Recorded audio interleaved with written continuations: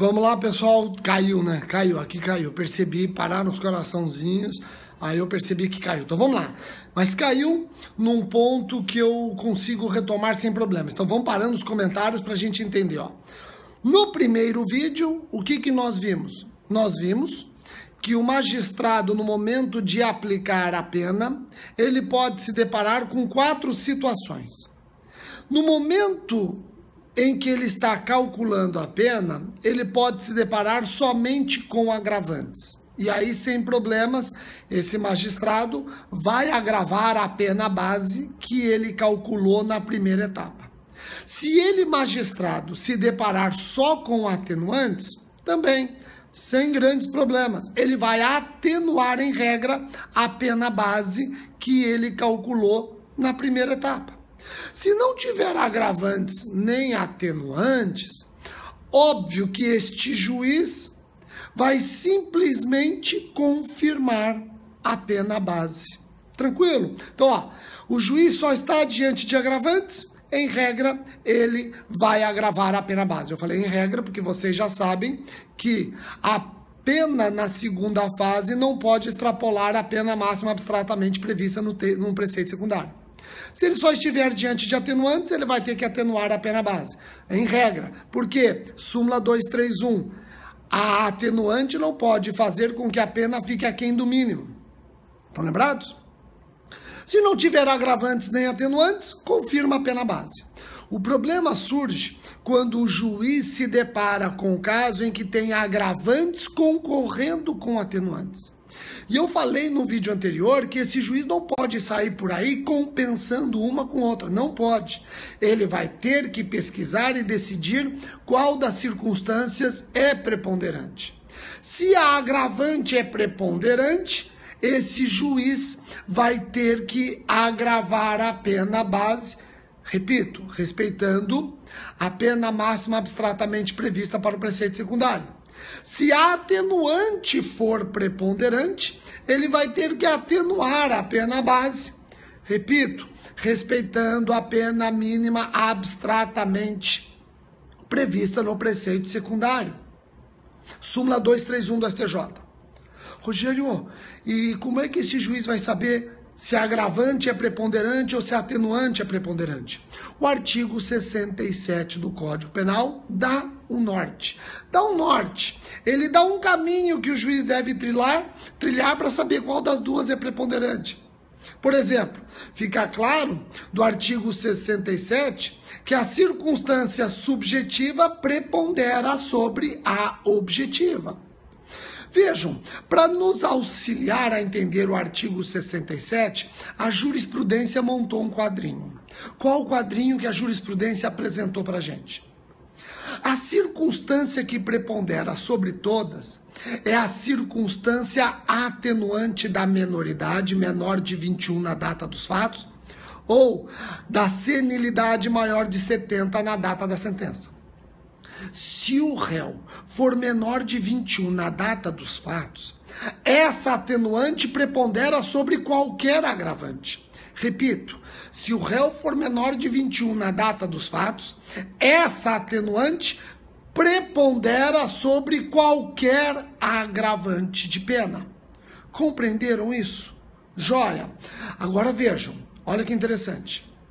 Rogério, a atenuante da menoridade e da senilidade ocupa o primeiro lugar? Sim. O que vem em seguida? A agravante da reincidência. Vejam, olha que interessante.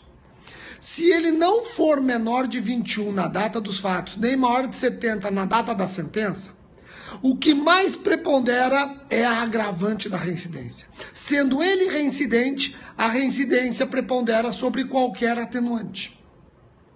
Então, quem ocupa o primeiro lugar? A atenuante da menoridade menor de 21 na data dos fatos ou da senilidade maior de 70 na data da sentença. Quem vem em segundo? A agravante da reincidência. E em terceiro, atenuantes e agravantes subjetivas. E por último, atenuantes e agravantes objetivas. Se eu tiver uma atenuante subjetiva e uma agravante objetiva, prevalece a atenuante. Se eu tiver uma agravante subjetiva e uma atenuante objetiva, prevalece a agravante. Compreenderam? Detalhe importantíssimo. Detalhe, é aqui que a coisa pega, pessoal. Preste atenção à coisa. É aqui que a coisa pega. Eu peço muita atenção de vocês. Ó. Vejam. Eu comentei que a agravante da reincidência só perde para atenuante da menoridade menor de 21 na data dos fatos ou da senilidade maior de 70 na data da sentença. Foi isso que eu falei ou não foi? Foi isso que eu falei? Então vejam, a agravante da reincidência prepondera sobre todas as atenuantes. Só perde para a atenuante da menoridade menor de 21 na data dos fatos ou a atenuante da senilidade maior de 70 na data da sentença. Compreenderam? Cuidado. Cuidado com o que, Rogério?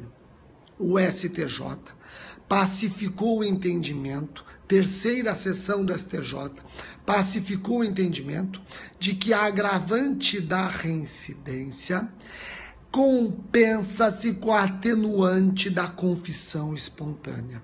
Ou seja, a agravante da reincidência é tão preponderante quanto a atenuante da confissão espontânea.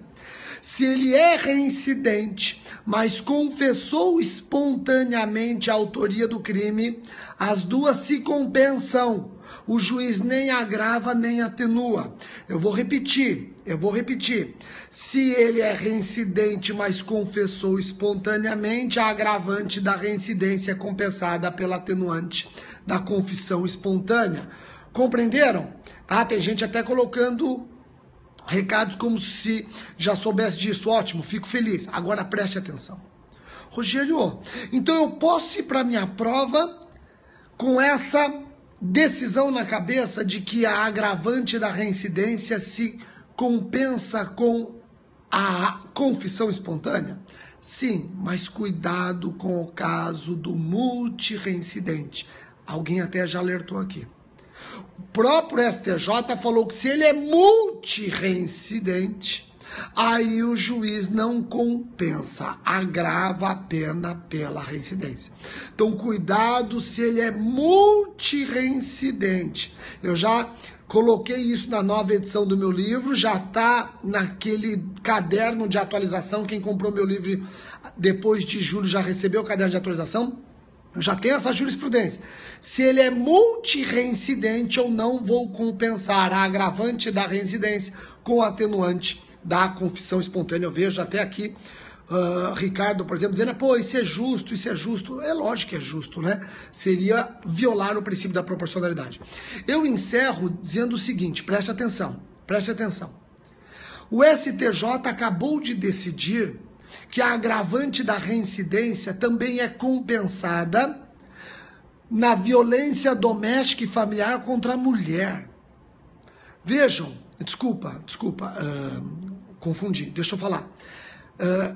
A confissão espontânea também compensa com a agravante da violência doméstica e familiar contra a mulher. Repito, e corrigindo, o STJ entendeu que a atenuante da confissão espontânea é compensada com a agravante da violência doméstica familiar contra a mulher. Isso é uma decisão do STJ que ainda não foi ratificada pela terceira sessão. Mas vejam que essa decisão me parece absurdo. A pessoa que confessa espontaneamente ter praticado violência doméstica familiar contra a mulher, o crime de lesão corporal contra a esposa, por exemplo, essa confissão espontânea evita a agravante, no caso da ameaça, onde incide agravante, evita a agravante da violência doméstica familiar contra a mulher. Vocês entenderam? Eu ameacei minha esposa. O Ministério Público me denuncia por ameaça. Eu vou e confesso perante o juiz que eu ameacei minha esposa. O STJ decidiu que essa minha confissão espontânea de que eu pratiquei violência doméstica familiar contra a minha esposa crime de ameaça, é compensada com a agravante da violência doméstica familiar contra a mulher. Já que eu confessei, não incide agravante. Olha que absurdo. Bom, fica aqui apenas para vocês saberem que existe essa decisão. Vamos ver se ela vai ser ratificada ou não. Tá ok? Joia? Então eu encerro o meu Periscope da manhã, vou agora para o simpósio aqui em Teresina.